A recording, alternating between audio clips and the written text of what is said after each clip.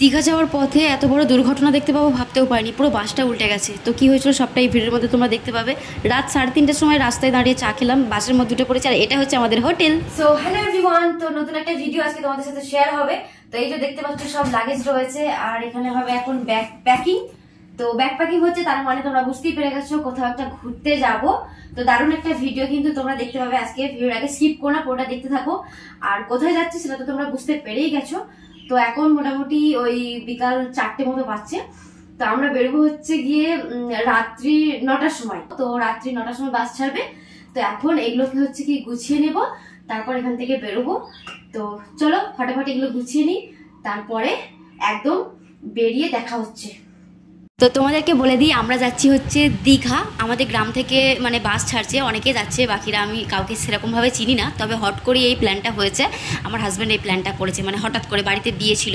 তো বিয়ের 3 দিন পর আমরা যাচ্ছি। তো যাওয়ার সেরকম কোনো ইচ্ছা ছিল না, তো যাই হোক শেষ মোমেন্টে প্ল্যান হয়েছে আর কি, যেতে হবে। তো এখানে হয়ে গেছে এখন সন্ধ্যে 9টার সময় বলেছিল বাস ছাড়বে, তারপরে আবার শুনলাম নাকি 10টা 11টা 12টা বেজে যাবে। আর আমি এখানে মরার মতো পড়ে আছি, কারণ এটা আমার সাথে ইত্তেফাক হয় নাকি কোনো কারণবশত হয় আমি জানি না। গতবার যখন দীঘা গেছিলাম আমার তার আগে জ্বর চলে এসেছিলো, আর এবারেও সেম টু সেম কেস হয়েছে, জ্বর চলে এসেছে, ওষুধ খেয়ে শুয়ে আছি। আর এনাকে দেখো, ইনি এখন রেডি হবে বলে স্নান টান করেছে, আমারও স্নান টান করা হয়ে গেছে। তো এখানে আমাদের ব্যাগ প্যাকিং সব রেডি, আর শুধুমাত্র নিজেরা রেডি হব, খাবো, দিয়ে বেরিয়ে পড়বো। তো এখানে আমার লাড্ডু আর মিষ্টি চলে এসছে, ওদের বক্তব্য হচ্ছে ওদেরকেও নিয়ে যেতে হবে। তো তোমরা একটু, তো সিটে জায়গা হবে না, 2টো সিট, একটা আমার একটা বড় পাপা, তাহলে তুই কোথায় বসবি? বড় পাপা তো যাবে না। এটা একটা ভালো বুদ্ধি, বড় পাপার বদলে তুই চ। হ্যাঁ, তুই বড় পাপাকে রাজি করে তাহলে। বড় পাপা তো শুনতে পেয়েছে। আমরা এখন বেরিয়ে পড়লাম। এখন রাত 10টা বাজছে। তো এখন আমরা যাব, বাস যেখানে দাঁড়িয়ে আছে আমাদের বাড়ির কিছুটা একটুখানি দূরে, তো ওখানে যাব। তো দুজনে বেরিয়ে পড়েছি, চলো বাসে যাই, পৌঁছে দেখা হচ্ছে, বাসে পৌঁছায় তারপরে আবার কথা হবে।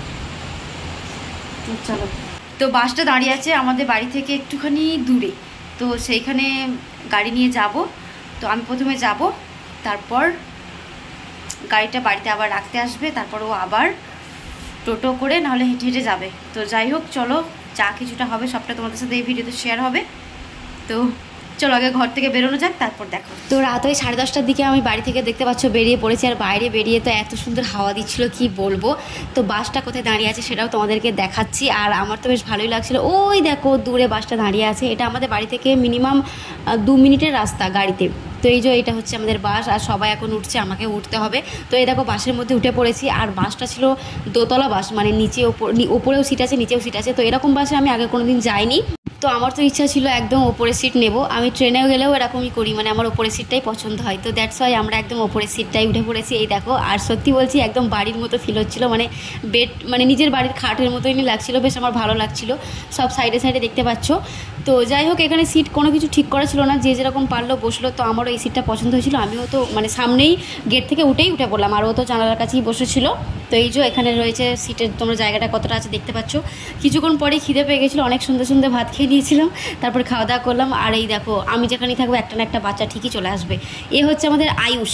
তোমরা যারা আমার জিরাটের দুর্গাপুজোর ভিডিওটা দেখেছো তারা হয়তো বুঝতে পারবে, আমার হাজব্যান্ডের একটা বন্ধুর ছেলে। তো ও আমাদের সিটের নিচে বসেছিল, ওর বাবারা। তো ও কিছুক্ষণের জন্য আমাদের কাছে এসেছিলো, তো ওখানে প্রায় অনেকক্ষণ ছিল, যখন ঘুম পেয়ে গেল তখন চলে গেল। তো ওই 11টা 12 বাজছিল তখন আমাদের বাসটা ছাড়লো, আর আমরা দেখো ব্ল্যাক ওয়াটার খাচ্ছি। না না, এটা ব্ল্যাক ওয়াটার না, এটা হচ্ছে থামস আপ। তো এটাকে পুরো ডিপ ফ্রিজে, মানে ওটাকে বরফ করে নিয়ে এসেছিলাম যাতে করে অনেকক্ষণ ধরে ঠান্ডা থাকে। তো ওই বোতলটাতে নিয়ে এসেছিলাম, তো ওটাকে বসে বসে খাচ্ছিলাম। আর দেখো এখন প্রায় ঘুম ঘুম চলে এসছে চোখে, ঘুমোতে তো হবে।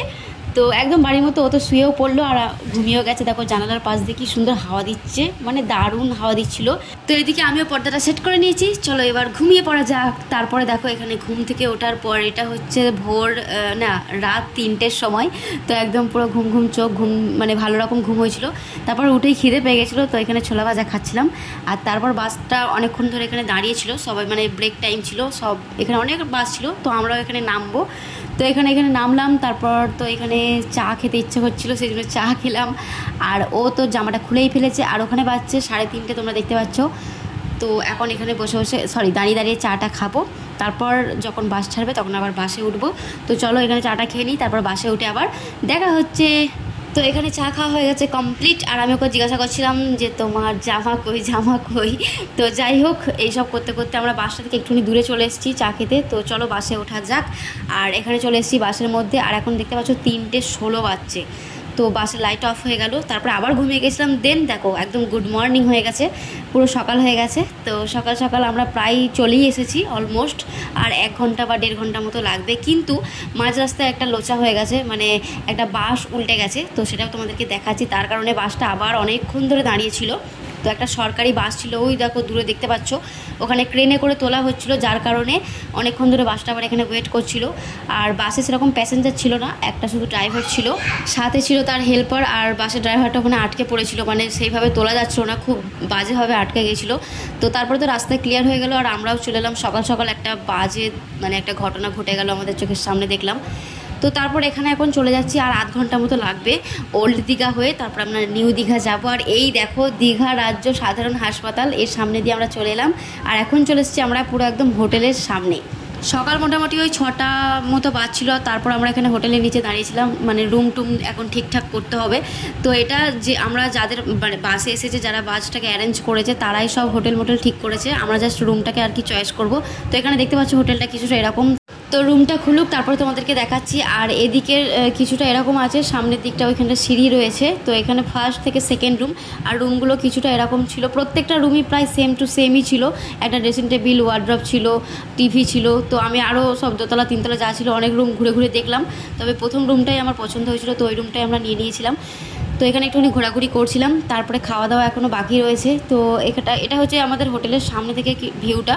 এখানে সামনে রোড রয়েছে, আর সব হোটেল আর হোটেল। তো ওই যে এরকম একটা রুম পাওয়া গেছে এখানে, মানে তো রুমে চলে এসেছি। এখন ফ্রেশ হতে হবে।